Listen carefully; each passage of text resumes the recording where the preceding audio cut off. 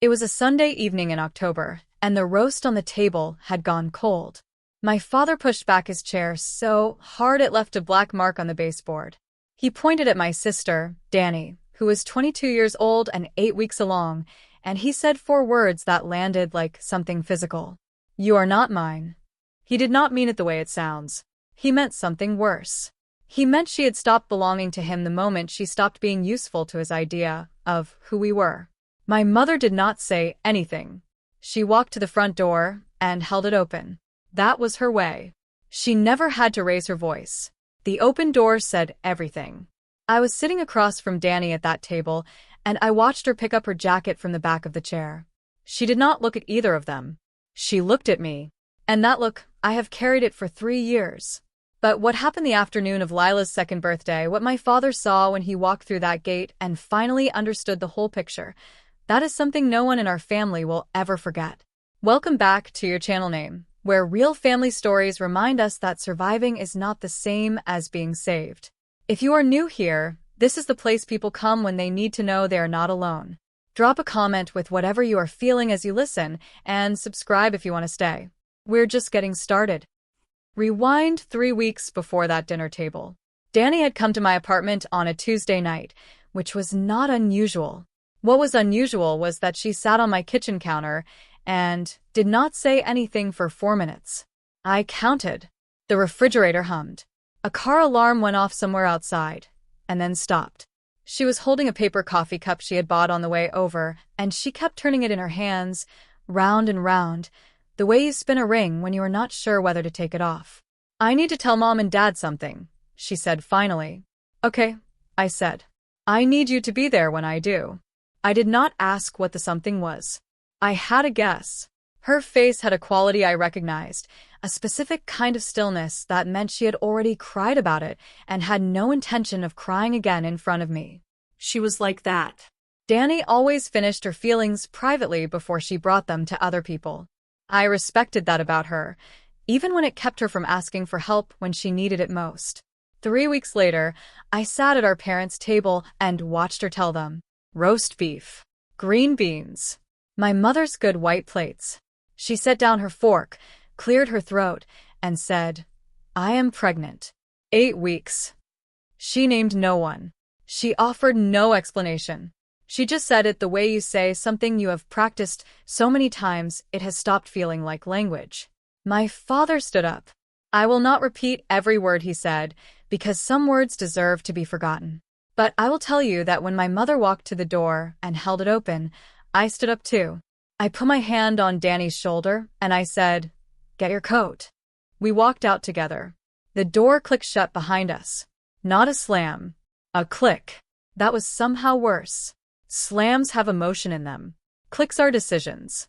In the parking lot, under a yellow streetlight, Danny said, "You do not have to do this."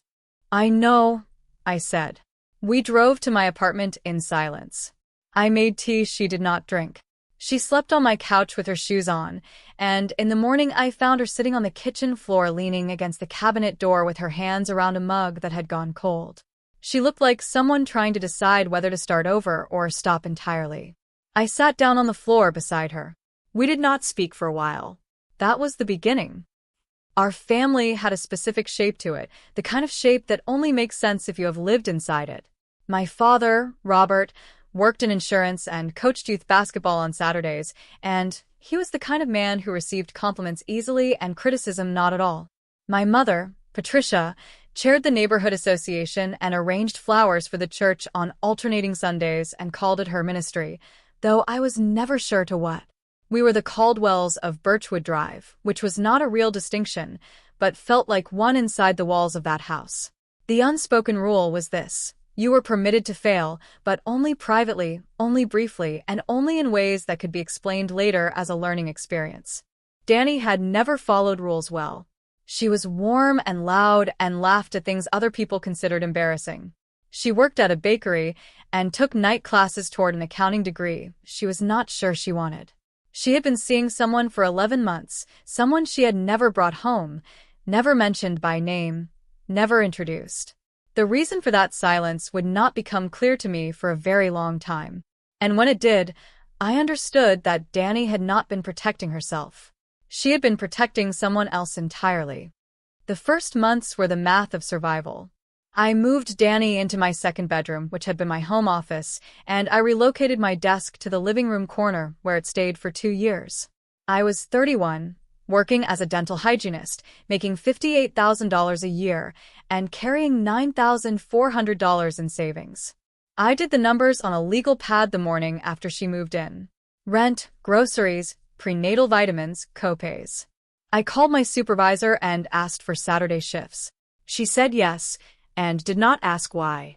I told Danny to keep her part-time job at the bakery for as long as she comfortably could, and to stop apologizing every time she ate the last of something. My mother called once, 3 days after the dinner. Her voice was controlled, the voice she used when she wanted to sound reasonable. If Danny comes home and apologizes, we can all move past this. I was standing at the sink washing a single mug because Danny was still asleep, and I did not want the noise to wake her. She has nothing to apologize for, I said. Silence. Then, you are making a mistake, Kara. I dried my hands on a dish towel. Probably, I said. And I hung up. My father sent one text. It said, "Your sister has put this family in an impossible position." I read it 4 times, and I thought about all the positions my sister had been put in that were not of her choosing, and I did not respond. The town had its own opinion, as small towns do. At the bakery, where Danny still worked 3 days a week, a regular customer she had known for years looked at her stomach one morning and said, "Oh, I thought you were married." Danny smiled and handed her the bread and did not explain herself. She told me about it that evening while we ate pasta at the kitchen table, and she said it in the tone of someone reporting mild weather. I was more upset than she was. That was the dynamic. I held the anger she did not have room for. One evening, Danny's phone lit up on the counter while she was showering. I was not trying to look, but the screen was bright and the name was just a letter, M, and the preview line before it locked read, "I think about you both every single day." I turned the phone face down. I did not mention it, but I filed it away in the part of my mind that keeps track of things that do not yet make sense, but will. If you have ever been the person your family calls in a crisis and then goes quiet on in the calm, you will know exactly what the next year felt like. If you are still here, drop a like. This next part is for you.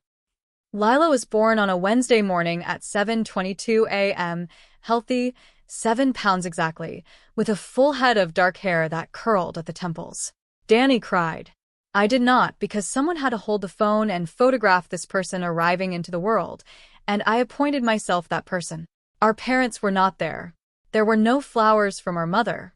No card from our father. The nurse asked about emergency contacts and wrote my name in both lines without comment. Lila was 4 months old when I noticed the thing I had been trying not to notice. It was not dramatic.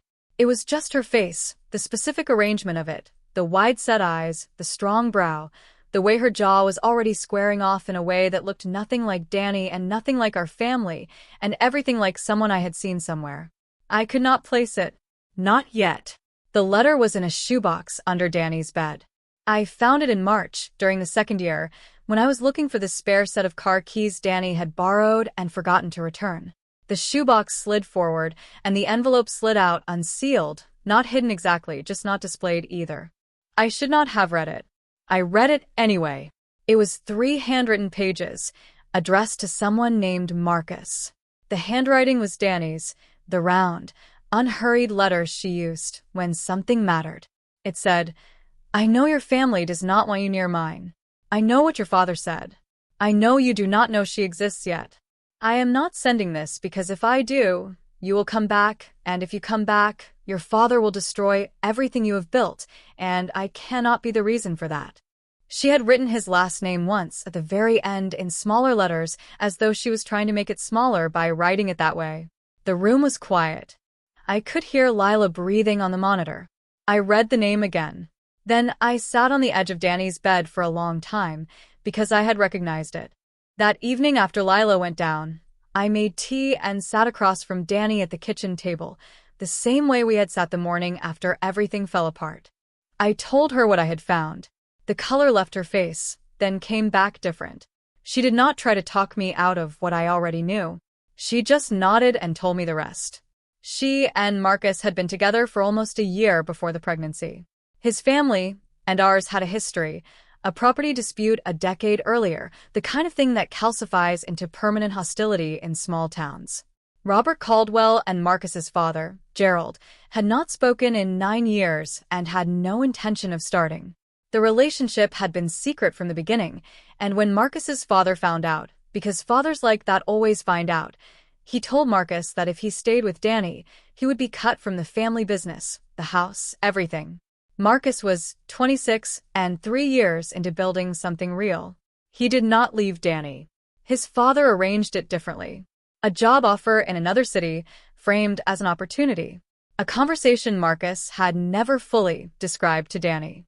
And then distance, and then less contact, and then silence, and then a phone call in which Danny was told Marcus had moved on.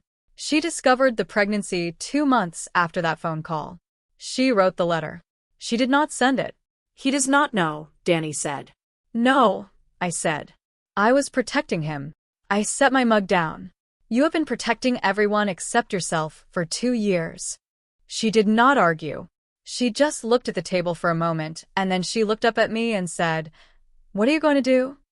"What we should have done 18 months ago," I said. I found Marcus in 4 steps: a mutual acquaintance, a LinkedIn message, a return call, a conversation that lasted 47 minutes. He was back in the state, 2 hours north, working for a different firm. He had tried to reach Danny, he said. He had been told, by his own father, that she had moved on and wanted no contact. He had believed it because grief makes people believe convenient things. When I told him about Lila, the line went quiet for a long time. I could hear him breathing. Then he said, "Tell me what she looks like." "She looks like you," I said. He drove down the following Saturday. I want to be clear about something. What happened when Danny opened the door was not a movie moment. It was awkward and frightened and necessary. There were tears and then a long silence, and then Lila, who had no concept of what was happening, reached up and grabbed a fistful of Marcus's collar because she grabbed everything, and he looked down at her, and something in his face changed in a way I will not try to describe because some things are not for outside observers. They had a long way to go. They both knew it, but they started.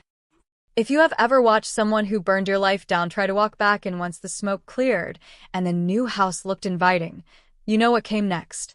Share this if someone needs to hear it. Because here is what happened 3 months later at Lila's second birthday party. The party was small. Our backyard. A dinosaur tablecloth, because Lila had recently decided dinosaurs were the only acceptable animals. Marcus's mother brought a wrapped box and apologized to Danny quietly by the snack table in a way that lasted 30 seconds and meant a great deal. 2 friends from Danny's accounting program. A neighbor's kids. Lila, in a green dress with a tulle skirt, presiding over her domain with the authority of someone who had been practicing gravity for 2 years. My parents arrived uninvited. I saw my father come through the gate first, holding a gift bag, wearing the expression he wore at church when he wanted to look humble. My mother followed. She had done her hair. She was carrying the white ceramic dish, the one she brought to every occasion because bringing food was how she performed love without having to speak it directly. Lila was on Marcus's shoulders when my parents walked into the yard. My father stopped moving. He had never met Marcus. He had not known, could not have known because we had not told him whose son Marcus was. But Robert Caldwell had grown up in this town, and you do not spend 40 years somewhere without learning to recognize a face. "That is Gerald's boy," my father said. Marcus set Lila down. He looked at my father steadily. "I am," he said. "And this is my daughter." My father looked at Lila. He looked at Marcus. He looked at Danny, who was standing beside Marcus with her arms crossed, not angry, just done explaining herself to people who had not earned the explanation. Then he looked at me. "How long?" he said. "She is 2 today," I said. "You have missed 2 years. All of it." My mother set the ceramic dish on the food table. No one had asked her to. It sat there next to the juice boxes and the fruit skewers and looked exactly like what it was, a gesture made too late, dressed up in familiarity. Lila walked up to my father, looked at him the way 2-year-olds assess strangers, and then turned and walked back to Marcus without a word. My father flinched. Not dramatically. Just a small collapse of the shoulders, quick, the kind you see when someone finally understands something they cannot unfeel. My mother said, "I did not know about his family." "It would not have changed what you did," Danny said. She was not cruel about it. She said it the way you state a fact about weather or distance. "You threw me out because you were embarrassed. Knowing his last name would have made you more embarrassed, not less." My father opened his mouth. He closed it. He looked at the gift bag in his hand, and he set it on the table beside the ceramic dish, and he said, "We would like to know her." Danny looked at Marcus. Marcus looked at Danny. Neither of them looked at me, and I was glad for that, because it meant the decision was theirs, the way it always should have been. "We will see," Danny said. That was all. My parents stayed for 40 minutes. They did not make a scene. My mother handed Lila a piece of cake, and Lila accepted it, as she accepted everything, without political calculation. When they left, my father paused at the gate and turned back. He looked like he wanted to say something significant. He did not. Some things take longer than a birthday party. Some things take longer than that. The ceramic dish sat on my counter for 2 days before I returned it. I did not keep it. I did not throw it away. I drove it to my mother's house, set it on the porch, and drove home without knocking. On the way back, I stopped at a coffee shop I liked and sat in the window for 20 minutes with a latte I had bought for no reason except that I wanted one. The sun was doing something nice to the street outside. Lila had a new word that week. Again, as in put me down and pick me up again, as in read the book again, as in the world is full of good things worth repeating. Danny had registered for her final semester of classes. Marcus had found an apartment 8 minutes away. Things were not healed, but they were building. Here is what I know now that I did not know then. People who love you show up before they have a reason to. Everything else, the understanding, the apology, the relationship, those come later if they come. But the showing up, that has to be first. My parents got the order wrong. They needed the story to have a good ending before they could bring themselves to be part of it. And by then, the story had already been written by the people who showed up in the rain, who slept on couches, who drove 2 hours on a Saturday without knowing what they would find. You cannot come in at the ending and take credit for the beginning. That is the part my parents are still learning. Maybe they will. I am not holding the door open, but I am not locking it either. 3 years. 1 letter never sent. 1 little girl in a green tulle skirt who does not yet know the full story and does not need to. If this reminded you of someone who showed up for you when no one else did, call them today. Tell them it mattered. Share this video if someone in your life needs to hear that survival is not a small thing. Drop a comment, hit subscribe, and I will see you in the next one. Script length: 600 words, estimated read time: 17 to 19 minutes at calm voiceover pace.